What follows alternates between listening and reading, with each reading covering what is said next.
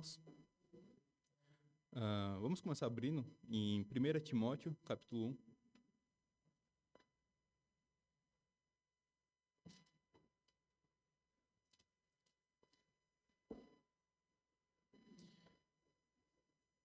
Primeira Timóteo, capítulo 1, versículo 17.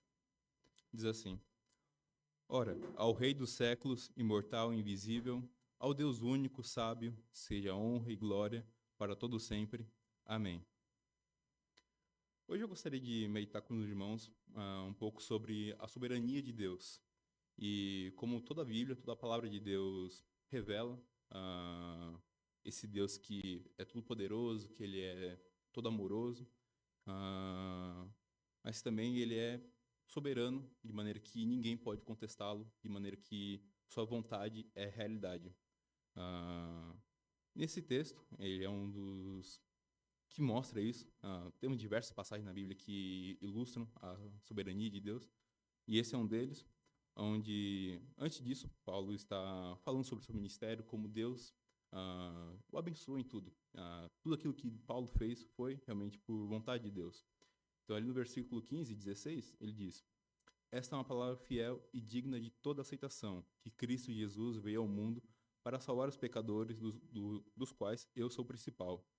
Mas por isso alcancei misericórdia, para que em mim, que sou o principal, Jesus Cristo mostrasse toda a sua longanimidade, para exemplo dos que haviam de crer nele para a vida eterna.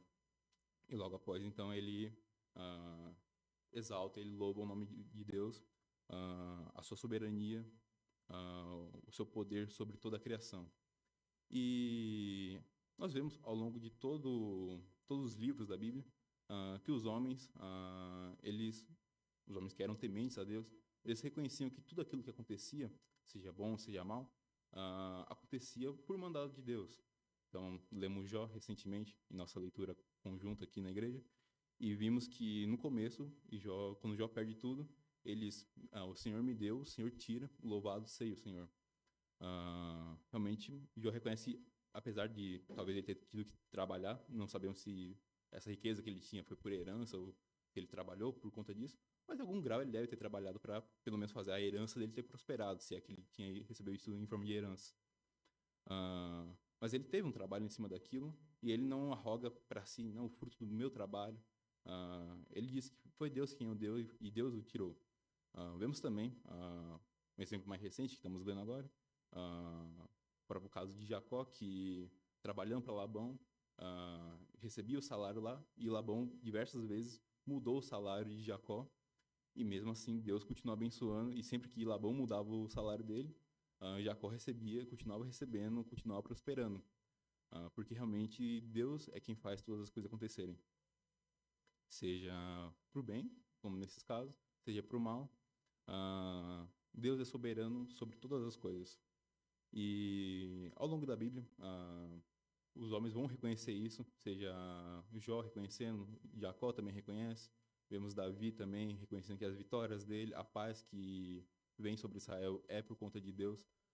Ele lutou muito, muitas guerras lá em Israel, porém ele reconhece que toda a paz, toda a glória que Israel conquista é por meio de Deus. E isso também deve se aplicar em nós. Devemos reconhecer que tudo que acontece é por meio da vontade de Deus, é por meio da vontade soberana do Senhor. E nós usamos muito a imagem, a ilustração de que Deus ele é rei, porque realmente Deus é rei, rei dos reis, soberano sobre tudo. Porém, diferente de um homem, de um rei humano, que ainda assim tem poder, tem autoridade, mas também ele não pode ser muito opressor, pois senão o povo irá se revoltar contra ele. Um rei humano ele ainda tem que lidar com rebeldes, com pessoas que vão contra a sua vontade, e ele tem que, de alguma forma, saber conduzir aquilo. É possível esse poder dele ser retirado. Existem diversos casos na história de reis que foram destronados, foram decapitados, porque o povo se revoltou, mostrando então que o poder, que a autoridade, que essa soberania dos seres humanos não é absoluta. Porém, Deus não é assim. Deus é incontestável. Não há qualquer um que possa ir contra a vontade de Deus. Se nós nos rebelamos contra Deus, o que nossa rebeldia pode fazer contra a vontade de Deus? aquilo que Deus determinou irá acontecer, ponto final. Não há qualquer coisa que possamos fazer para desviar o curso da vontade de Deus. Então, temos esse Deus que ele é todo poderoso e diferente de um rei humano, ele é completamente contestável, completamente soberano sobre todas as coisas, perfeitamente soberano. E certo, temos esse Deus que é completamente soberano. E como é que isso se relaciona conosco, com os homens? Pois a Bíblia também diz que nós somos pessoas livres, nós tomamos as nossas decisões, nós temos nossas vontades, nós tomamos decisões. Como é que a soberania de Deus também se relaciona com os demais atributos de Deus? E uma coisa que algumas pessoas têm dificuldade de relacionar é justamente a soberania do Senhor e a liberdade do homem. Porque nós temos nossa vontade, temos nossa volição, podemos decidir as coisas, porém, Deus é soberano sobre nossas escolhas. Qualquer escolha que tomamos, Deus está por trás dela. Então, como é que é? Então, é Deus me controlando como uma marionete para fazer a vontade dele? Não. Eu tenho minha vontade e eu executo. Porém, isso está debaixo da soberania de Deus. Tem algumas pessoas que têm dificuldade de conseguir relacionar isso, mas esse é o fato. A liberdade do homem e a soberania de Deus são duas coisas que são fatos, que andam juntas, e por mais que seja difícil para nós conseguirmos conceber isso de maneira plena, porque nós somos realmente limitados, nossa intelectualidade não é capaz de compreender todas as coisas de Deus, mas devemos aceitar, simplesmente, tem coisas que devemos simplesmente aceitar de que são fato. Então, a soberania de Deus e a liberdade do homem, elas caminham juntas. E diversas passagens ilustram isso, do homem tomando decisões, mas ao mesmo tempo a vontade de Deus sendo cumprida nisso. E um desses exemplos é o caso de José. Vamos lá então para Gênesis capítulo 45. Uma coisa que aparentemente é um costume meu de dar spoiler na nossa leitura, porque em Jó, assim que começou a leitura em Jó, eu fui comentar no final do livro, o pastor, você está dando spoiler do livro aí. E agora, então, a gente está na leitura do 34, e eu estou falando aqui do 45 já. Vou tomar outra bronca do pastor já. Eu estou fazendo isso de propósito, eu poderia ter pegado o caso mais para trás que a gente já leu. Enfim, né? Aqui em Gênesis 45, os versículos de 4 a 8. E disse José a seus irmãos: Peço-vos, chegai-vos a mim. E chegaram-se. Então disse ele: Eu sou José, vosso irmão, a quem vendestes para o Egito. Agora, pois, não vos entristeçais, nem vos pese aos vossos olhos por me haverdes vendido para cá. Porque para a conservação da vida, Deus me enviou adiante de vós. Porque já houve 2 anos de fome no meio da terra, e ainda restam 5 anos em que não haverá lavoura nem cega. Pelo que Deus me enviou adiante de vós para conservar vossa sucessão na terra e para guardar-vos em vida por um grande livramento. Assim, não fostes vós quem me enviaste para cá, senão Deus, que me tem posto por pai de Faraó e por senhor de toda a sua casa e como regente em toda a terra do Egito. Então, nós sabemos que os irmãos de José, os filhos de Israel, venderam realmente José como escravo para o Egito. Por ao mesmo tempo, isso foi determinação de Deus, foi plano de Deus. Era da vontade de Deus que José fosse para o Egito. E essas duas coisas andam em sintonia. Ao mesmo tempo que foi propósito, foi deliberação dos filhos de Israel fazer isso, também foi da vontade de Deus que acontecesse dessa forma. E algo que alguns irmãos pensam, eu particularmente não gosto muito dessa visão, mas não discordo, mas dizem que, mesmo se não fosse dessa forma, mesmo que os filhos de Jacó não tivessem vendido José como escravo, de alguma outra forma, Deus faria José ir parar no Egito. Ou então, como por exemplo... tá tentando lembrar algum outro caso? Tá com algum outro caso na mente, mas eu já esqueci. Mas existe essa questão de que... por exemplo, a questão de Jacó e Esaú. De que Deus disse que o menor teria poder sobre o maior. E dessa forma, então, Rebeca faz ali o esquema para enganar Isaac e fazer com que Jacó recebesse a bênção de Isaac. Bom, aconteceu dessa forma, e alguns dizem que se não fosse assim, Deus faria de outra maneira. E certamente Deus tem pleno poder para fazer assim.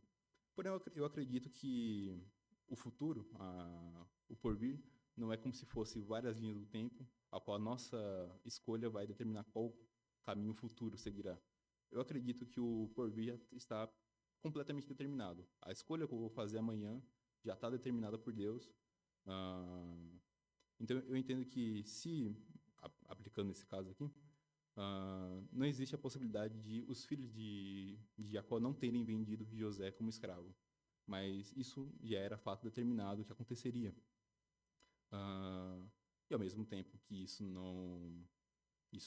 é soberania de Deus, também é vontade dos irmãos de José. E, bom, esse é só um pensamento pessoal meu, e também a mensagem não é sobre isso, então eu não estou querendo colocar isso como doutrina, essa questão. Se algum irmão pensa diferente de mim em relação a isso, não estou aqui para convencer do contrário, é simplesmente meu pensamento. Mas essa questão da soberania de Deus e da liberdade do homem se mantém válido com essas duas visões. É simplesmente a maneira que eu penso. Mas, de qualquer forma, essas duas coisas aconteceram. Os irmãos de José deliberaram vendê-lo como escravo, e também era da vontade de Deus que acontecesse dessa forma. E uma não anula a outra, e as duas são fato. Foi vontade do homem e também foi vontade de Deus. Então, são coisas que andam em plena sintonia. Outra coisa que talvez que também ilustra também essa questão é o mandado, a missão que Jesus dá aos seus servos, que a gente chama de a grande comissão. Então, se a gente ler lá em Mateus 28, cadê? Mateus 28, capítulo 28, versículo 19, diz assim: portanto, ide, fazei discípulos de todas as nações, batizando-os em nome do Pai, do Filho e do Espírito Santo. Aqui está no imperativo, ide. É Jesus dando essa ordem, dando essa missão para seus discípulos.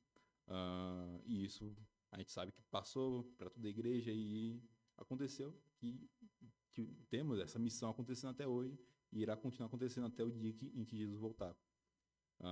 E aqui temos então Jesus no imperativo dizendo, ide, fazer discípulos.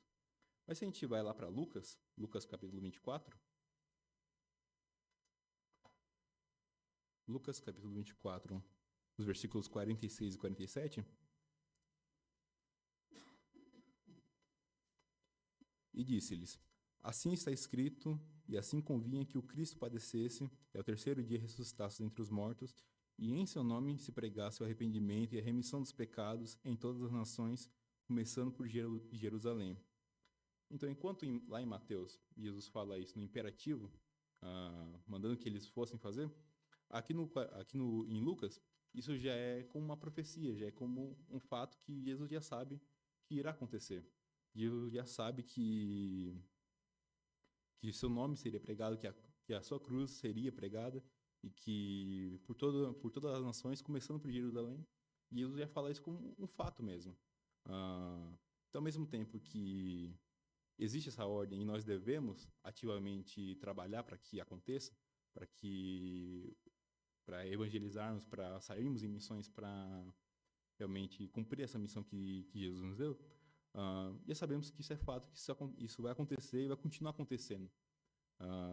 Independente de eu particularmente ir a ser missionário, isso vai continuar acontecendo porque Deus já determinou que irá continuar acontecendo.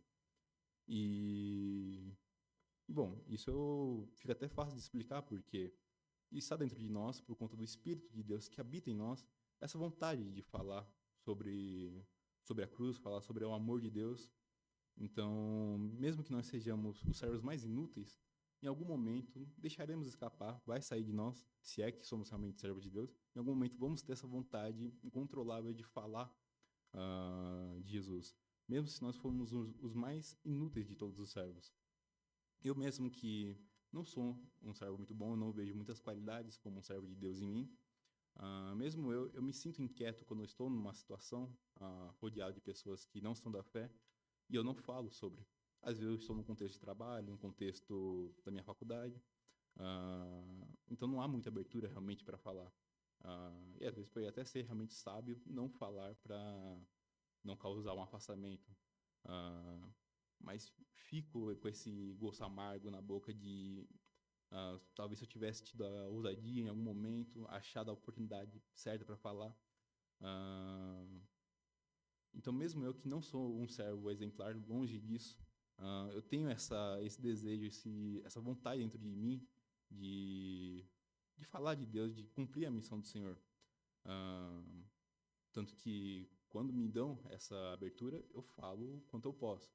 Então, semana passada, por exemplo, foi um amigo da minha casa, que eu já não via há alguns anos, e foi ele, sua esposa, e eles são ateus. Ah, Porém, eles têm interesse, eles querem ouvir. E eles me deram abertura. E basicamente eles chegaram lá em casa, era 11 da manhã, e ficam até as 9 da noite falando. Ah, Bom, eu não falaria 10 horas sobre um assunto que não me interessa. E claro, muita coisa foi tirando dúvidas que eles tinham, porque ele cresceu na CCB, ela tem um contexto bem de diversas outras religiões. Então, foram muitas dúvidas assim pontuais, mas também eu sempre buscava a oportunidade de relembrar, trazer de volta para apontar para Cristo. Porque não adianta nada falarmos sobre teologia com quem não é da fé, porque eles não vão entender aquilo completamente. É necessário apontar, falar tudo isso, tirar essas dúvidas, mas apontar para a cruz de Cristo, apontar para a necessidade de crer no Senhor. Então, esse meu amigo mesmo, ele disse que, eu tenho uma vida modesta, eu não gosto de beber, eu não minto, eu tento viver de maneira boa, então Deus vai pegar leve comigo, né? Vai ser mais tranquilo comigo. Eu falei, não vai. Está escrito, né, que a nossa justiça para Deus é como trapo de imundícia. Então, só somos realmente justificados, só somos realmente salvos por meio do sangue de Cristo, por meio da cruz do Senhor. E ficamos o dia inteiro falando sobre isso e, assim, entrando em alguns temas, em alguns assuntos que um pouco polêmicos. E a esposa dele me perguntou a maioria das coisas e ele ficava, não, vai causar aqui um debate, vai causar briga, não sei o quê. Mas eu estava muito feliz de poder ter abertura para falar desses assuntos, para poder falar dessas coisas e mostrar a visão bíblica realmente desses assuntos, desses temas. E mesmo eu, então, novamente, que não sou um servo exemplar, tenho grande alegria de falar da palavra de Deus. Então, quando Jesus dá essa ordem aos seus discípulos, ide, fazer discípulos, e aí logo depois, lá em Lucas, ele diz que já fala disso como um fato consumado, que essas coisas aconteceriam, é porque Jesus já tem determinado que o Espírito de Deus que habita no homem iria implantar essa vontade no homem. Então isso quer dizer que quando eu falo a vontade de Deus em mim, certamente, porém também eu sou responsável por isso. Essa vontade que surge dentro de mim por ser um fruto do Espírito de Deus é vontade minha também, é responsabilidade completa minha. A gente tende a separar a nossa vontade carnal e vontade espiritual. Isso facilita muitas vezes quando estamos estudando sobre essas questões, sobre a nossa natureza carnal e a nossa natureza do novo homem no espírito. Facilita para podermos analisar esses assuntos. Porém, fato é que a nossa vontade carnal e a nossa vontade espiritual, no fim, são nossa vontade, são nossa responsabilidade. E é por isso que somos punidos por pecar e somos galardoados por seguir a vontade de Deus, por fazer a vontade do Senhor. Porque por mais que a bondade que fazemos, a justiça que fazemos provém de Deus, ao mesmo tempo é responsabilidade nossa, porque é uma vontade que existe em nós. Então é uma vontade de Deus implantada em nós, mas ao mesmo tempo é a nossa vontade. E como eu disse antes, é algo difícil de compreender, para nossa mente compreender isso por completo, mas é um dos mistérios de Deus, assim como, por exemplo, a eleição de Deus. Deus tem seus eleitos, e os eleitos só vão ser salvos se eles ouvirem da palavra de Deus. Porém, se ninguém for falar do evangelho para um eleito, ele vai morrer e não vai ser salvo? Não, porque alguém vai falar para ele da palavra da cruz. Alguém vai falar da obra de amor de Jesus Cristo na cruz para essa pessoa. Mas como se ninguém vai falar? Bom, alguém vai. Sabemos que isso vai acontecer. Isso vai ser da vontade deliberada da pessoa que for falar. Então, é um dos mistérios. Como entender? É difícil para nós compreendermos intelectualmente essas coisas. Mas cabe a nós aceitarmos e vivermos em paz com isso. Nem tudo nós precisamos ter conhecimento, compreensão absoluta. Muitas vezes nós temos mais paz confiando que Deus age de tal forma. E assim como a soberania de Deus se relaciona dessa maneira com a liberdade que o homem tem, também a soberania de Deus destaca seus outros atributos. Então, por Deus ser completamente soberano, totalmente incontestável, nós sabemos que a justiça de Deus é plena, então, porque não há ninguém que possa ir contra a justiça de Deus, não há como o injusto prosperar, não há como o injusto sair por cima no final.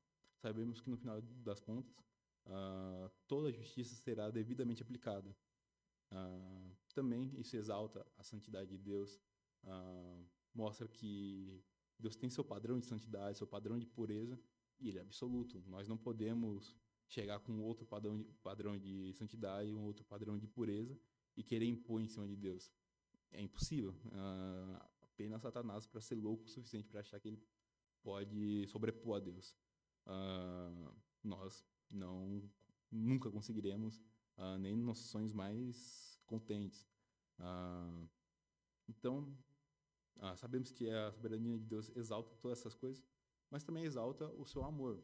Porque Deus é completamente soberano e ele não precisa, assim como um rei humano, fazer algum controle de danos. Deus não precisa fazer alguma política que vai agradar o povo para que não haja uma revolta, para que ele não seja destronado, porque é impossível destronar a Deus. Então sabemos que toda a misericórdia de Deus, todo o amor que Deus demonstra para o homem, é realmente um amor genuíno, é um amor pleno e absoluto, porque Deus não precisa de nós, Deus não precisa nos agradar de maneira alguma, Deus não precisa tomar cuidado para que nós não nos revoltemos contra Ele.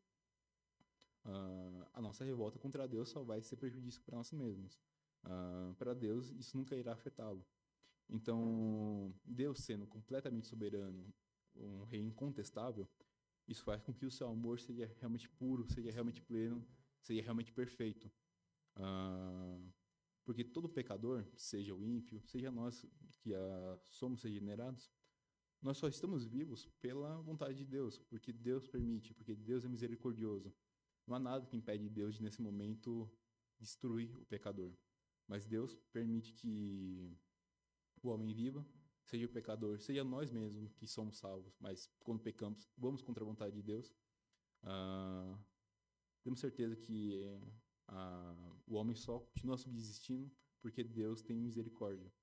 E o maior ato de amor de Deus, que é justamente Jesus Cristo crucificado, Deus não precisava fazer isso. Deus não precisava, de maneira alguma, não havia nenhuma necessidade de que Deus enviasse seu Filho unigênito para que morresse em nosso lugar.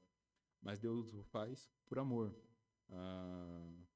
Por amor a este mundo, por amor a nós.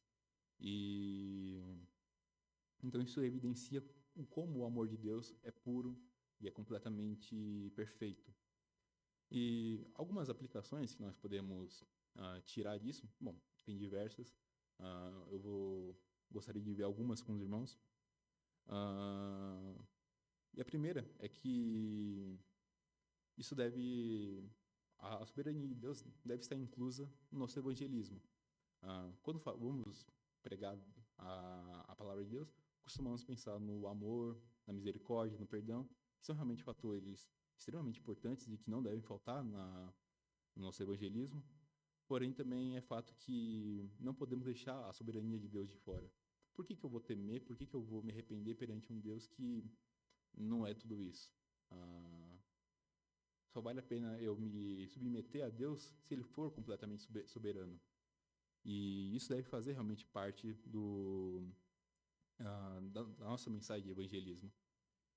Ultimamente eu tenho estudado alguns materiais puritanos para ver como eles pensavam, como era a teologia naquela época. E um que eu tenho visto algumas coisas, alguns materiais sobre é o Jonathan Edwards, que é um dos mais proeminentes, dos puritanos mais proeminentes dessa época. E este versículo inicial que lemos, 1 Timóteo 1:17, é o versículo que ele mesmo diz no seu testemunho de conversão, que foi o que fez ele realmente se converter, né? Mudar sua percepção completamente sobre Deus. Porque antes ele já vivia uma vida de igreja, seu pai era pastor, ele já tinha essa vida realmente dentro da igreja. E quando ele era mais jovem, ele relata que ele orava e tudo mais, mas esse fervor inicial se passou porque não era verdadeiro. Ele achou bonito, mas essas práticas que ele tinha, essas práticas piedosas que ele tinha, logo cessaram porque não eram verdadeiras. E assim ele se voltou para sua vida de pecado, mas que quando leu este versículo, ele teve uma percepção completamente diferente sobre Deus e que o fez ver realmente se converter e ver a maravilha da cruz, a maravilha que é a obra de Jesus Cristo, e ver realmente como seu pecado era uma afronta a Deus e quão santo é esse Deus. Então, não foi um versículo de amor, um versículo de conforto que ele se converteu. E que, às vezes, a gente pode pensar que é o caminho mais seguro para se pregar o evangelho, para não ofender ninguém. Mas, por meio da declaração da soberania de Deus, é que este homem se converteu. E é algo que realmente deve fazer parte do nosso evangelismo. Não deixar de lado. Devemos sim falar do amor de Deus, devemos sim falar do perdão, da misericórdia, mas sem deixar de lado a soberania do Senhor e o poder que o Senhor tem. Inclusive, comentei que eu estou lendo algumas coisas desse Jonathan Edwards, e se os irmãos já viram aquele sermão dele, Pecadores na mão de um Deus irado, vamos ver que um pouco da parte da minha mensagem é inspirada nesse sermão dele. Não peguei tudo, se os irmãos quiserem ir lá, vão ver muito mais, e muito mais aprofundado do que eu estou trazendo aqui. Mas um pouco dos meus argumentos aqui foram inspirados nesse sermão dele. Mas isso realmente deve, então, fazer parte de quando vamos pregar o evangelho, porque também o mundo tem essa tendência de fazer com que a nossa pregação fique mais água com açúcar, fique mais leve para o mundo. Então, eu tinha um professor no ensino médio, por exemplo, que ele um dia chegou com um estudo mostrando que dentro das igrejas evangélicas 60% dos assuntos são sobre o diabo e não sei o que, tantos por cento, uma maioria lá, é sobre a condenação, sobre o inferno, tudo mais. Bom, realmente uma igreja que fala só sobre o diabo é meio estranho, realmente, porque não devemos ter medo de Satanás. Devemos ter medo de Deus. Deus é de quem realmente devemos ter medo. Satanás é um coitado. É o nosso inimigo, mas não é quem vai fazer com que iremos para o inferno. O que vai fazer com que o homem vá para o inferno realmente essa rebeldia contra Deus. Agora, o homem que acredita verdadeiramente no Senhor, esse tem sua alma plenamente guardada. Não há o que temer em relação a Satanás. Então, mostrando essa questão de que, olha, como o cristianismo só fala de coisa má e tudo mais. E realmente nessa tentativa de milindrar, o mundo tem essa tentativa de realmente fazer o cristão cada vez menos falar desses assuntos mais sérios em relação a Deus, mais pesados em relação ao Senhor, e leva alguns crentes a querer falar só do amor de Deus, sem falar da condenação, querer falar só da misericórdia do Senhor, sem falar do problema que o pecado é, de como o pecado realmente ofende a Deus, e que não há salvação sem ser em Jesus Cristo. Não há outro meio pelo qual ser salvo. Então, essa é uma tentativa do mundo, e eu via isso, por exemplo, na minha faculdade mesmo, onde ninguém lá era crente, e é o lugar que eu já frequentei mais distante do Senhor, assim, terrível, terrível. E eu via, às vezes, passando no meio do caminho para ir para o meu departamento.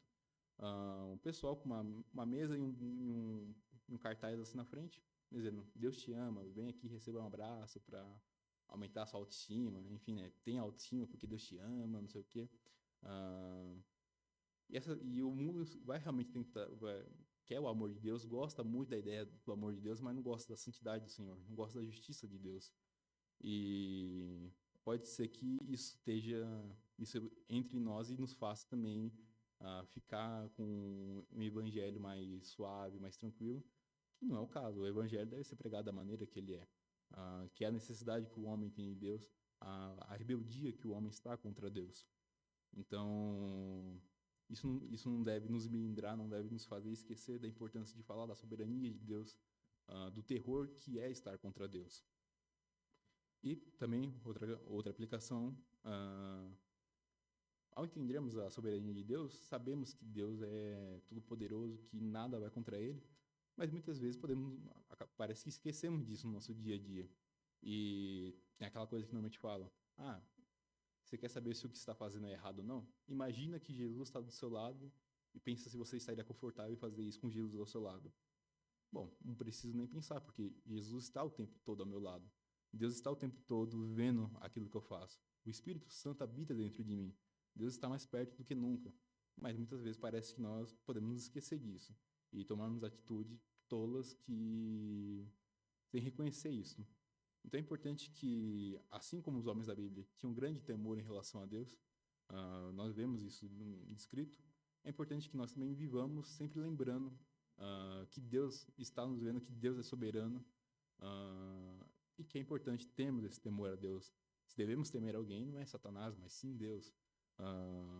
Por mais que nós já somos salvos, que nós não vamos ser condenados, bom, nós somos filhos de Deus, nós não queremos ofender ao Senhor. Enquanto o homem que é ímpio, ele não consegue compreender essas coisas, ele não entende, para ele, o maior benefício de um cristão talvez seja se livrar do inferno. Nós sabemos que o maior benefício de sermos cristãos é estar ao lado de Deus. E quando ofendemos a Deus, isso é um problema para nós, porque não queremos ofender ao Senhor. Então isso deve nos levar a um maior temor, deve nos levar a uma maior piedade, a uma vida mais santa, a uma vida de maior serviço a Deus. E também isso deve nos levar a descansar no Senhor.